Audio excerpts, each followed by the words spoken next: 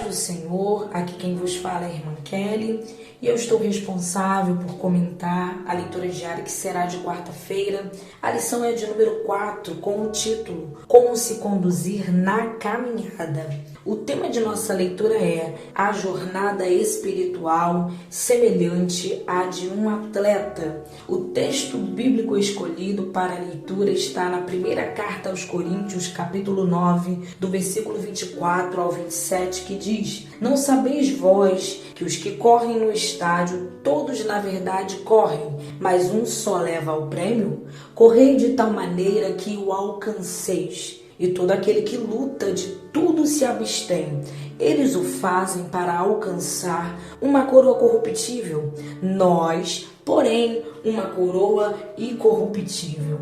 Pois eu assim corro, não como uma coisa incerta. Assim combato, não como batendo no ar. Antes, subjugo meu corpo e o reduzo à servidão, para que, pregando aos outros, eu mesmo não venha de alguma maneira a ficar reprovado. Esse texto bíblico faz a comparação do preparo de um atleta com a carreira de um cristão. O apóstolo Paulo provavelmente tivesse uma referência particular aos jogos istimianos, celebrados nas proximidades de Corinto. Logo ele vai fazer uma comparação do que era conhecido daquele povo, para que eles entendessem a mensagem que ele queria transmitir. Quais lições podemos extrair da vida de um atleta e trazer para a nossa carreira espiritual? A primeira lição está no versículo 24, quando diz que só um leva o prêmio. Essas palavras não está ligada à quantidade de salvos, mas está ligada ao preparo do atleta, a dedicação àquela corrida, pois quem leva o prêmio é porque houve um preparo maior do que os que não alcançaram o prêmio. Ou seja, o prêmio não é para qualquer um, e sim para aquele que se dedicou ao preparo. Mas mesmo assim o apóstolo nos incentiva a prosseguir quando diz: correi de tal maneira que o alcanceis. Então é possível alcançar esse precioso prêmio. A segunda lição está no versículo 25. E todo aquele que luta de tudo se abstém. Aqui o apóstolo Paulo já está falando diretamente sobre como um atleta prepara-se para essa corrida.